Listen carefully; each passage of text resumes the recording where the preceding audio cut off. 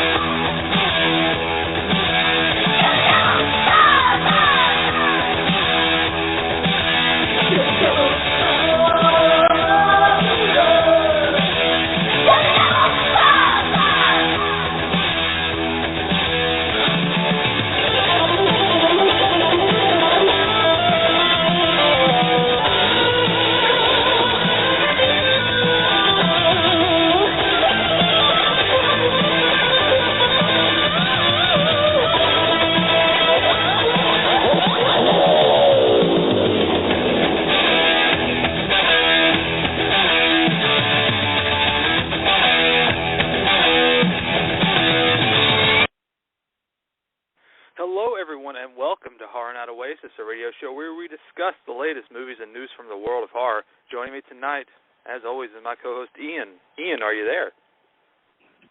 I am. How are you this December month, my friend? Pretty good.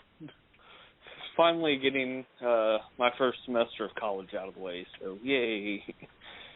That is good news. That is good news. But yeah, it's definitely that time of the year. It's fucking crazy out there.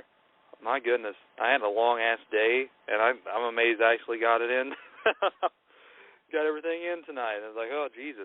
But nonetheless, people are crazy, and that's what we're here for, to de-stress and watch horror movies, and especially when it's the Christmas Horrors special, to kick things off with brand new horror film. Again, I don't want to say it's brand new. It was released, well, it was directed, everything was done with it last year, all right? And, of course, it was one of those instances where it's 2020, things can go, everything goes wrong in 2020. And it didn't get a release until this year, sometime in July, so that's kind of funny, Christmas in July. But we have 13 Slays Till Xmas is our film. It's an anthology horror film from P.J. Starks and I believe Eric Hutchinson, who I've met before when I met them at Scarefest a few years back, and that's when they were promoting Volumes of Blood horror stories. And they've been working on other things, and this is the one that came to light.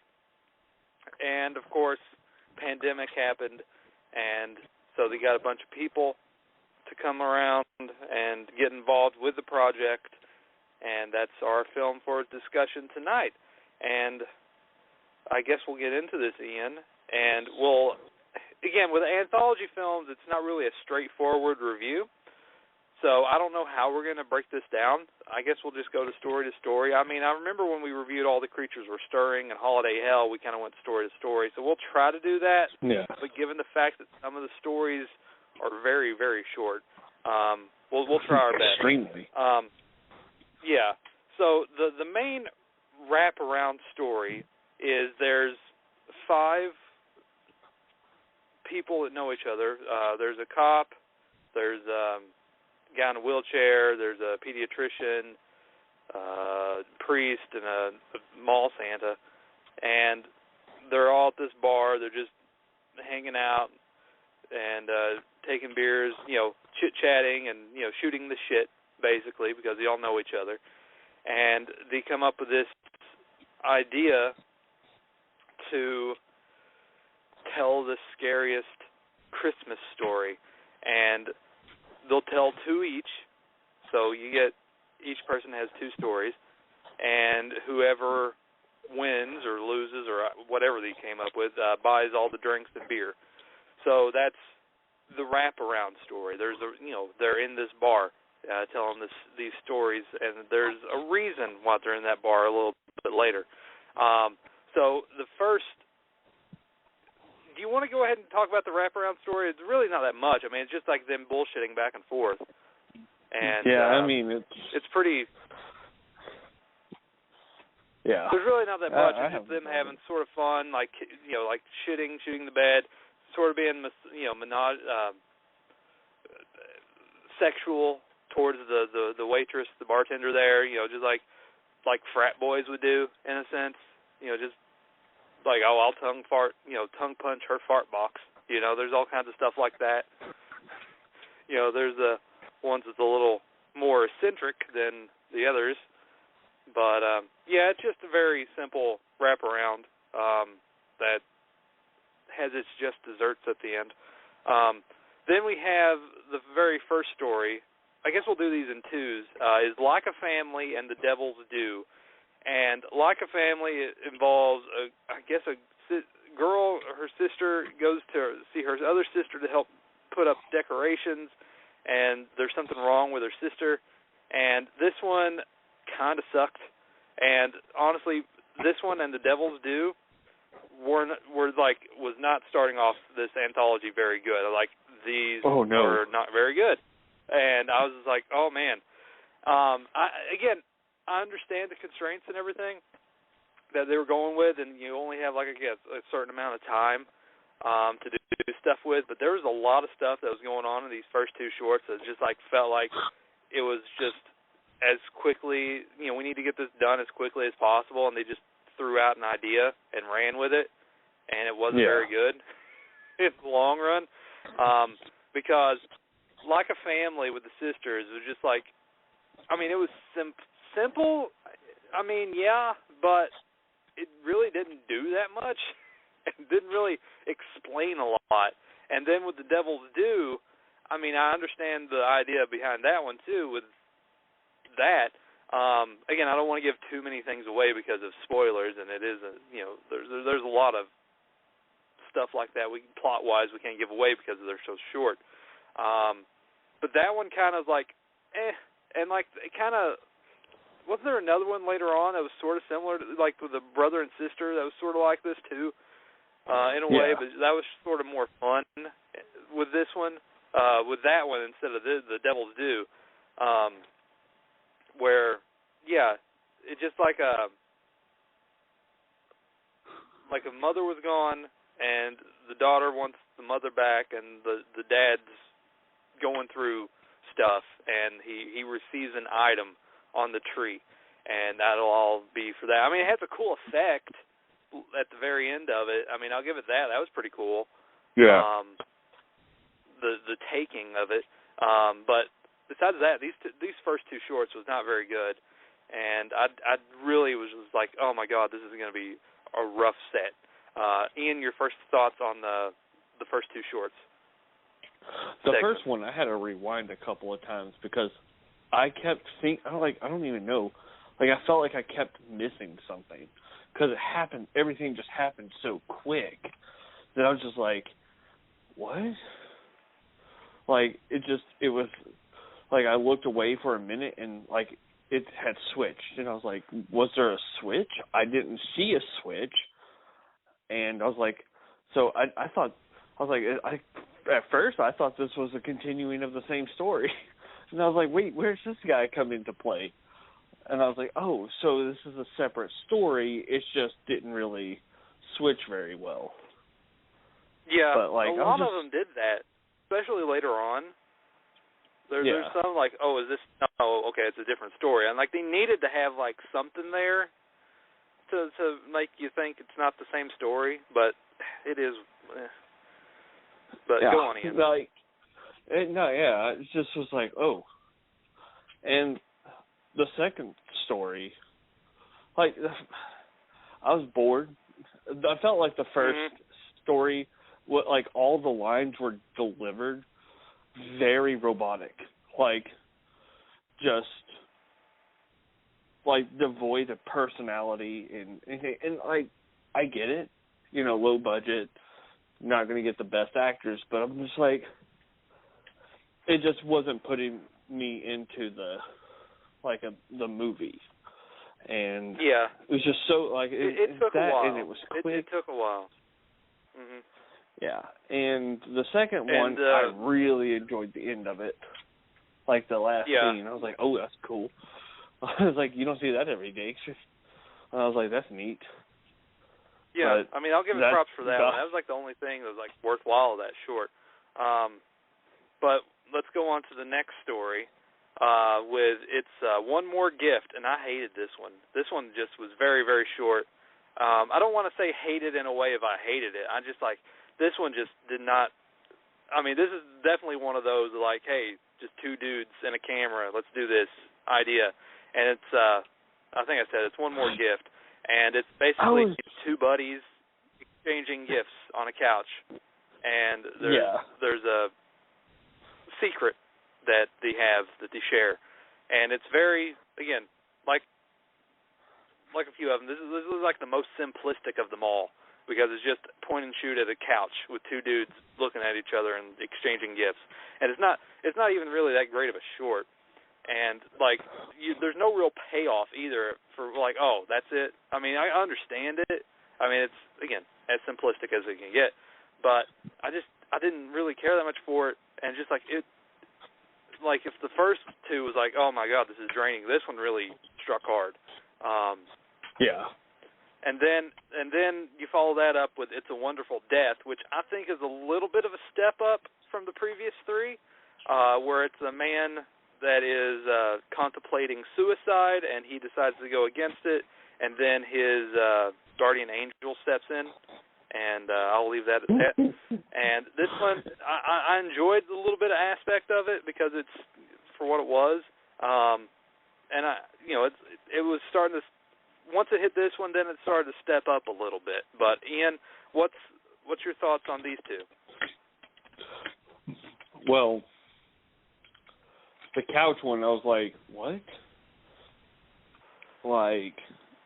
I actually said that out loud. I was like, that's it?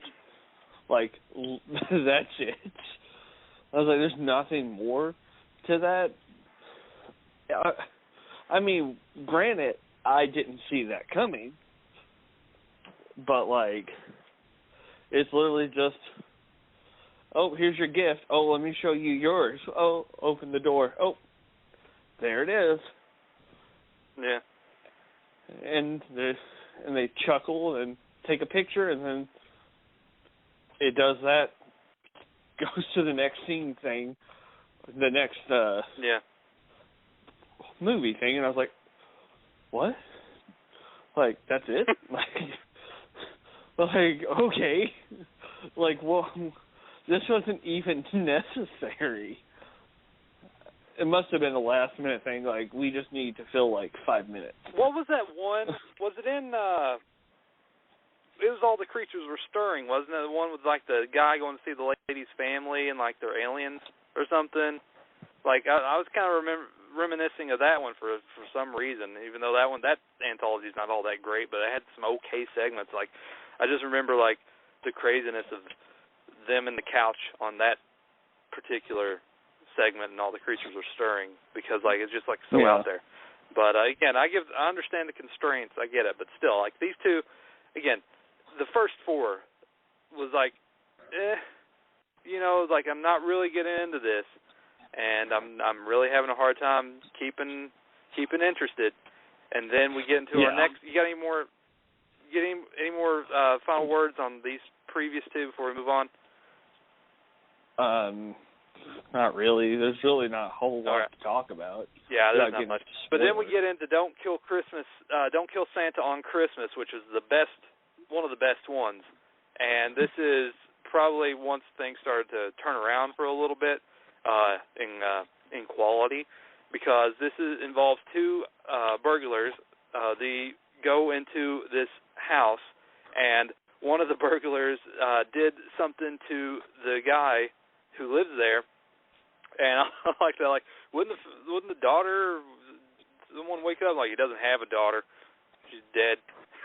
I love how nonchalant he was in his acting, the one guy.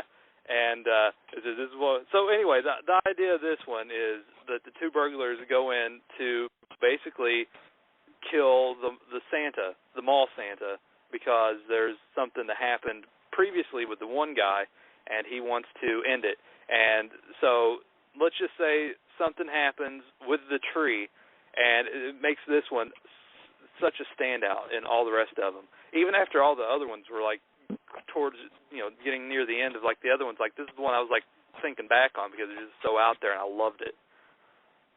Yeah. Like, and then that we have one was hilarious.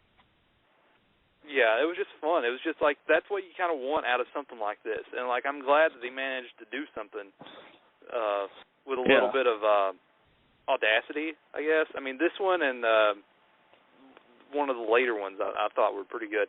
But yeah, like just like a simple like in and out job turns into something else, and I like that aspect of it. And then we have Kringle's the Christmas Clown, which honestly I kind of dug this one, even as almost as stupid as it was, because it's, again, I guess a clown, but it was just like a kid, and he was playing his games, and his dad comes in, and it's like, if you don't go to sleep, Kringle's the Christmas Clown will get you, and he'll attack you, and he'll kill your parents in front of you, and he'll take you back to the North Pole, and he kind of doesn't listen, and we're introduced to Kringle's the Christmas Clown. So these two were definitely a step up for like the for the out there-ness that you would kind of want in a Christmas anthology. Just you kind of want that stupid like fun vibe to it that you didn't get in the first four. This is sort of like that one with Holiday Hell with the Jewish Nutcracker. Just like it's so stupid. But yeah, these two were like the standouts of the story so far. Yeah. No, what's funny about that is like when we were messaging, I had looked down at my phone to, message back, and then I look up and I just see the clown just going at it, and I was like, oh. I was like, okay. And I was like, I absolutely love this because I love clowns. And I was like, yes. I got excited because I was like, you don't really see Christmas clowns that often. So, and I was like, that's amazing.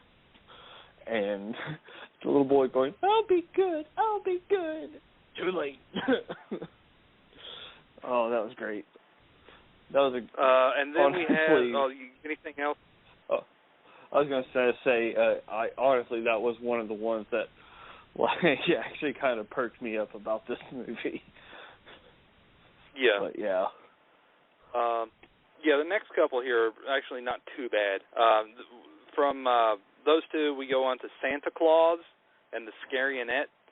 The Scarionette. And Santa Claus involves a girl writing a letter to Santa saying that she wants a phone. Her brother comes in and starts talking about Santa's brother that's reduced, that lives in hell, and you have to play a Christmas song backwards. And then we're introduced to another Santa's brother.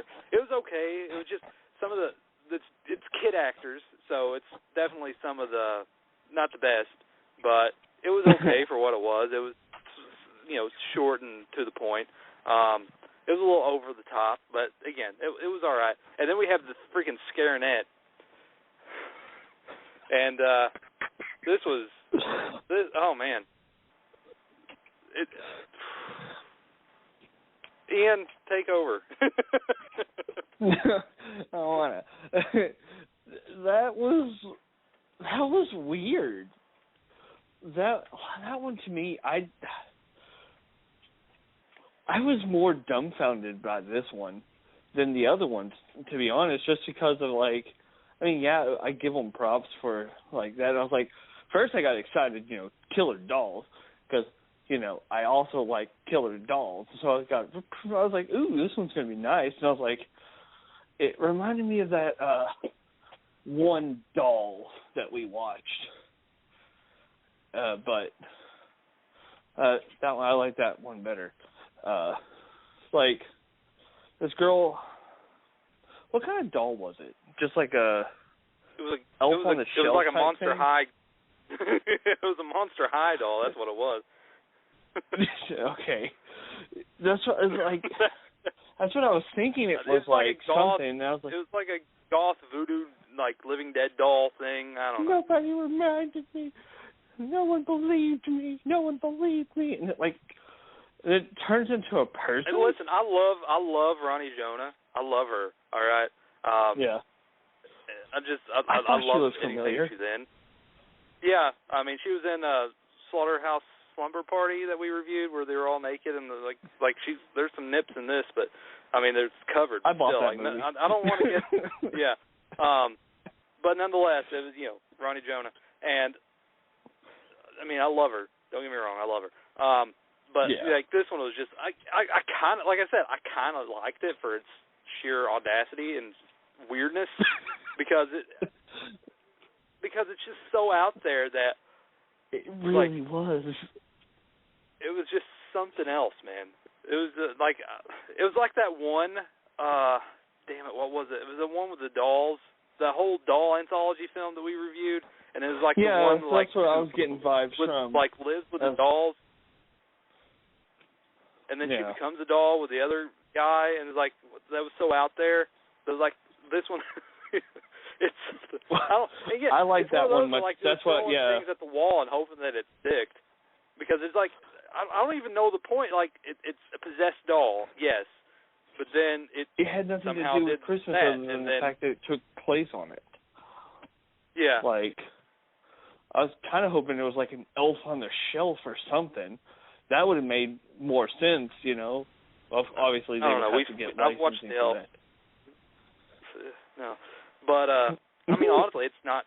It's one of those. It's like, yeah, I'll go back and rewatch that. It's just out there, and you kind of want that. So, like, again, you have 4-ish so far that I'll probably, maybe not Santa Claus because it's just not enough to be memorable. But still, it's just so out there, scaring it. That's the one I'm probably going to remember the most from it, from this anthology. Yeah, I'm probably going to remember that the black eyes. Yeah, that one. But anyway, we go to Christmas to Dismember, and this is the one, I believe, with the serial killer that the police lady goes there, and she starts to see all... Jesus Christ. Never mind. What was it? Random fly flying in my face. Anyway, she goes and she comes up on a crime scene. People are dead, and then she shoots somebody, and then there's a realization a little bit. It's a serial killer story, simple. It's okay, and then it takes a little bit of a twist, and it kind of has a gag at the end of it. It's not too bad. Again, it just took me a while for, like, where's this one going? And then basically they just decided, let's make it Identity, and that's what they did. And then so Dead Air is... I didn't like this one. I didn't either. I did not like this one. This one tried to be, I don't even know what the word is, but it's about this old radio DJ who works the night shift, and you think he's getting released because all this talk, and he's just an old grouch throughout most of the short, and then you're just wondering, like, where's this going? And then it just leads to, again, another gag. Like, both of these had gags at the end of them. Neither were bad, per se, but I didn't really care that much for them. Ian? Oh, no, I'm right up there with you. I was like, this is not a bad story. It kind of felt like it tried too hard. Both of them was trying, and like when I saw like the cop one, when you saw the serial killer, I should say, when you see like the police officer dead in the back, like in the trunk and shit, you're like, oh, what the fuck happened? And then it kind of just ended, and I was just like, oh well, I had much higher. You know, I was kind of expectations thinking for that he was like some kind of like he could see like some kind of like evil like gremlins or something, you know, and he was killing them off. You know, because the thing he was doing in his cell with his arms and stuff, like he was like some kind of time traveler, and he had like this thing, something weird. I know it's stupid to think like big idea, but it was just like, yeah. Instead of like, oh, he's just crazy. Like, oh, okay.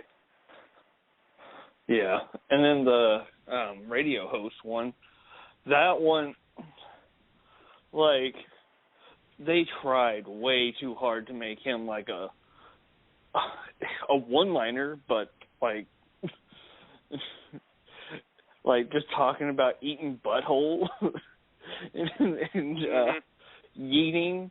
He's like, I can yeet. I was like, what? I mean, it's hilarious to me when old people, you know, like, yeah, use I'm assuming that's lingo. supposed to be the joke, where it's like he's trying to fit in with like this hip crowd, and that's the reason he's getting sort of demoted to morning shift, because he's an old dude. But yeah. Again, this one has a lot of references. Again, as Ian said, this one's like a lot of one-liners, and there's like a sign like Argento Fulci Radio, something like that, morning radio or something, whatever it was on the door, and a few other things here and there. A lot of references. But yeah, these two were not very good. No. I mean, like I said, they weren't bad. They weren't great. And then we have Jingle Bells, much better. Oh yeah, like again, constraints I understand, but you could still work out a little bit to do what you needed to do to make it a little bit more enjoyable and entertaining. Because like after the last two, you know, especially Scaring It, and then you go into something like these two, and it's just like that kind of drags it down. You know, like these it's just like ugh. But luckily we had the next two that picked it back up, so thankfully. But we have Jingle Bells and Killer Caribou as the next and the final two before the wraparound concludes. And Jingle Bells I liked because I think this one was directed by Sean Burchett, who also I met at the Scarefest. And there's a lot of actors there that I remember seeing from his other films. So I'm assuming that this was his short. I like this one. They could have done a little bit more. Like, there's another short that, well, he didn't direct, but he produced. It was Season's Greetings 2. I actually just watched it recently. It's on our Instagram page, the second one. It's a different director who did Season's Greetings 1 and 2. But part 2, there's a scene in there where Santa has, like, these people are always on the naughty list, and he sends his elf to go kill them. And I think this one is sort of like a side dish to that one in a way, where it's like these entity being Christmas demons come to the house, and like they throw like jingle bells like in the floor, and like you start hacking up people. Very simplistic and just straightforward, and I liked it because it was like that. And then we have Killer Caribou, which is probably one of the best on here. It's probably my top 3, where it's these hunters going into this cabin, and there's this man there, and like they're running for their lives. Like we just thought we'd get out of, like come out here, kill caribou. They're selling for $100, and we just thought it was like this place in the middle of nowhere, and then the secret is revealed. And I really like this one because it's practical. I loved it. Caribou head, and there's some good gore, and the story. And it's like, again, like this one, it's like this and the Don't Kill Santa on Christmas, just like so condensed and confined. Like I'm amazed. Like this is awesome, for the length. Exactly. It's just like this is kind of what you wanted with the rest. Some of the rest of them, like again, some of the other ones like seemed like they just threw a dart at the board and like, oh, all right, we'll do this. Or again, I understand constraints, and again, that's the main word for this one, constraints. I know it was hard to do what you wanted, your original intentions were with everything that happened that year. But again, you can do a lot. Exactly. And I thought Killer Caribou and like Jingle Bells, and Don't Kill Santa on Christmas and Kringles, like they really, and Scaring It, like really tried to do something different and not just like, we're gonna like do something not that good and easy and put our foot in our mouths, and it's just like, again, these two were like some of the better ones. So, Ian, your thoughts on Jingle Bells and Killer Caribou? I loved Killer Caribou. Like that, it reminded me of that one reindeer one that we watched. All the creatures were stirring. Yeah. Yeah. That, I was sitting, I was like, when I first saw that, I was like, when they were like talking about it, I was like, no, we're getting because I didn't see the names of the things on there anywhere, so I didn't know, like I was going into this movie completely blind, not knowing, and I was just like, yeah, if this is about a killer reindeer, I will lose my shit, because I love that idea. And it was, and I got excited. And then, like, the little twist at the end, I was like, okay, this one was worth it. Like, going through all of that. I was like, yeah. Because this right here, in every anthology film that we've watched, there's always hits and misses. So I always, accept that. Yeah. Like, it's probably going to be hit and misses. Sometimes it's just all miss. There's been a few of those, but that one I think really stood out. I think I want a whole anthology of just killer reindeer movies, and I think that would be dope. But I digress. But the Jingle Bells ones was pretty good. I like the little costumes, the butcher knife. And that was another one I wasn't, like, because of the way the Killer Caribou started, I thought it was still continuing the story, and I was like, oh, this one's a little longer. It's like, oh, no, it's not. It's a different story. That's one thing I did not like. I wish they would have done more with the transitioning. Just like, put up the name of the story, or just like the person like saying, "Oh, you like that one, you'll like this one," just in between the stories. I think that would have helped me with my confusion, especially like after that first one. There's not even that many like of a fade out. Really, it's just like it starts up like a continuation of the scene. Like, like this is the same. Like, is this the same house or is this a different house? Because like you fade out on a house and then you come back in on a house and it's like, wait a second, is this the same thing? Like, is this just a different viewpoint of the same house? Like, where are we at? And then no, it's a different story. Because the Killer Caribou starts out, with them like, close that fucking door. And it's like, is this the same story? Like, we ended in a house, and we start up in a house. Yeah. I'm very confused right now.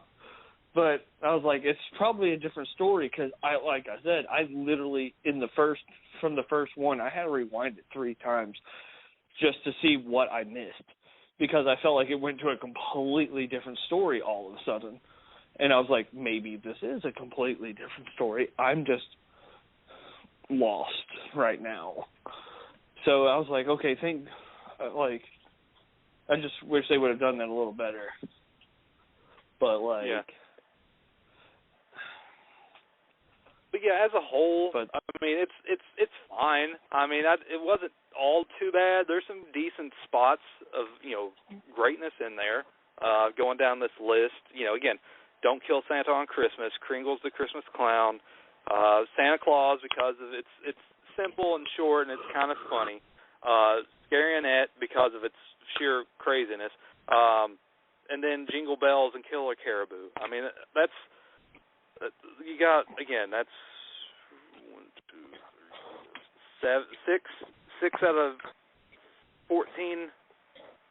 How many ever stories? Plus, there's like a faux trailer at the beginning of it, and then the wraparound. I mean, the wraparound's not too bad either. There's some decent stuff at the finale of that. So the wraparound, it does its perfect. Its purpose, and was fine. It had some good practical effects to it, and so I can't really complain about the wraparound. It served the purpose successfully. But again, as a whole, it's kind of rough around the edges. Like the first 40 minutes with the first 4 stories is rough. And then finally you get into the groove, and then it takes you right out with freaking Christmas to Dismember. And then Dead Air, and it's just like you're getting up that hill, and you're doing that loop the loop of the roller coaster, and then it's just that stop and let the photograph take your picture on the ride. It's like, why are we stopping? Just keep going. But yeah. And then finally it finishes up. Again, I always do the stupid roller coaster analogies or something, but I feel like this one kind of warrants it, because it actually does do that, because you're just taking your time, building up those first 4 stories, and then finally you get that first loop, and that's your double loop, and that's the next 4 stories, and then you hit that freaking stop point, and then finally you get the finale of the ride with the last 4. So the last 2, not 4. But yeah, it's fine for what it was. I mean, it's nothing amazing. I mean, again, I'm always looking forward to more Christmas horror anthologies, and again, I'm happy to get a few interesting stories to remember. I'm pretty sure we're going to remember Scarenet and Killer Caribou and Don't Kill Santa on Christmas for a while. So that's worthwhile in my eyes. I'm just, the rest of it is just going to be flash in the pan. Yeah, I'm just glad we walked away with something. Yeah, I mean, I give everyone their due diligence for being a part of the film during a pandemic and making something. I mean, I'm not 100 hearkening on anything that they do. I mean, I know it's for what it was. They were going through a lot of stuff, and they wanted to make a film, and they did it. I mean, is it as what it initially wanted? Probably not. They probably could have done more, and I understand that. But again, what we get in the end, I mean, I'm reviewing it, and I'm giving my opinion on what I watched. And again, I'm not a fan of half the stories. I'm only a fan of like 6 of them. So I'm sorry. Yeah, that's my opinion. Well, and I think it would have worked much better if they, instead of doing 2 stories per person, and I get they were trying to build, a feature-length film, and they were just trying to fill in some of the gaps here and there. But I felt like if they would have touched on a couple of the stories a little bit more and cut out all the, we don't need 2 dudes exchanging gifts on a thing. I'm sorry, I'll die on that hill. That's the only, I liked what they were trying to do, but they went nowhere with it. It was just that person was like, and they did that, and it's like, that's it? That's your story? But I really do feel like if it would have just been those handful of ones, it would have been a much enjoyable movie. And plus, I think they could have added just a tiny bit more to the wraparound story, because I kind of liked that. I kind of liked the story that they were telling with that. And I kind of just wanted a little bit more from it. Because once it got to the end, it was just really quick. Yeah, it was just like boom, boom, boom. You could have made that a little bit, I wouldn't say fast. Yeah, you said faster pace, but again, she comes in there. We get 2 more stories, and then we get the conclusion to everything. But again, it's fine. I mean, as with most anthologies. I mean, we've sat here and reviewed anthologies that had no stories, and maybe one at least. I think it was the Doll anthology where we hated almost everything except for the first one or something. I don't remember half. I remember a lot of weird, awful ones in that anthology. Oh God! Yeah, I forgot. Honestly, I forgot about that Doll anthology until because the one that I was thinking of was the exact same one that you had described, but I couldn't remember all the details of what happened. But yeah, no, that was the exact one I was thinking of. She lived with dolls, and then they talked to her, and then the one doll wanted, because it was the only one that was sentient or something, and then, like, she went to the convention, and then she met up with the one dude, and then they both turned into dolls. Okay. Yeah. I was like, okay. Because she wanted to find a love interest, and, like, the doll wasn't having it, and, like, you know what I'll do? I'll fucking turn you into a doll, and then you can have your love interest. And it was, oh, my God, it was awful. It was awful. That whole anthology it'll was just stick with something us else. till the day we die. Yeah. But, you know, like half the other stories in that one doesn't ring a bell. Like, I remember the first one because that's the one with, like, the fireplace a little bit, and, like, that one was okay. But that one and just the other one, just, ooh, boy. But at least we have a new one. We got Scarinette, you know, in there. Yeah, I mean, and her writhing around on a bed with a doll on her. Like, I literally just started dying. Oh my God, that was amazing. Just like, hey, are you okay? And then, like, the cop she was like, the doll murdered her. And the cop was like, yeah, okay, for my safety, I'm just going to little handcuff you. And she's like, do you see that? And he's like, yeah. I was like, sure. and then it's just so out there. I mean, I love that one for some fucking reason. It's just like, what's with the eyes? I was like, they look like they literally look like those. They look like, you know what it looked like? They looked like the diving goggles. Diving goggles, but also a little bit of Stuart Gordon's dolls, with, like, when they become people at the end of it. You know, it kind of had that look to it, or something. Yeah. It's sort of similar to that, in the vein of that. But it was, again, that short. I'll probably it's so out there. I loved it though. That one, God. As much as bad as it was, I love it because it's just so stupid and bad.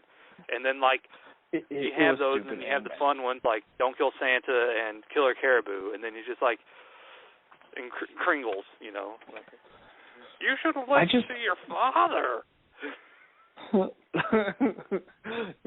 No, I'll be good. Too late. I mean, there's some gems in that. Like, even the bad ones still, like, you know, even the That's bad what you ones want. still You want something like that where you can just, like, kick it back and forth. Like, again, like the first one, like, there's nothing there. Those first 4 stories, like, I'm not going to remember those because there's nothing there besides that one scene with the Devil's Due, and that's the very last scene. And, like, again, I'm not going to remember half the other things either, you know, in those first 4 stories. And, like, again, the ones that we mentioned, the 6 that we mentioned, are, like, the ones that are just, like, so fun and stupid. And, like, literally, you know, I'm glad that it ended with the Killer Caribou because I felt like that was, you know, the best one, in my opinion. Yeah. But that's just actually, because, I think like, that's PJ's favorite as well. Like, because I think I heard in the interview, like, he did, like, he said, out of all the stories, which one you liked? I think he said Killer Caribou. So, because that one's just, like, again, that one and Don't Kill Santa, it was just, like, the most well-rounded. Because it's, like, again, Don't Kill Santa has a little bit of, like, questions, but it's not really that hard to figure out as, like, the first 4 stories, well, like, first 2, anyway, where it's just, like, random. But yeah, like that one, like I get an idea of where that one was going with the daughter and stuff. But I don't want to get into that with spoilers. But I do suggest it just for those few stories. And it's kind of hard. You have to go through some hard ones to get to the good ones, and you have to do it twice. It's like, oh God. But Ian, I think we're going to get cut off here, and we're going to be back in another couple weeks with another Christmas horrors marathon. So yeah, I'm back to the marathon days last year. Christmas horror special, and we will keep everyone updated and posted on what that might be. So hopefully you got some enjoyment.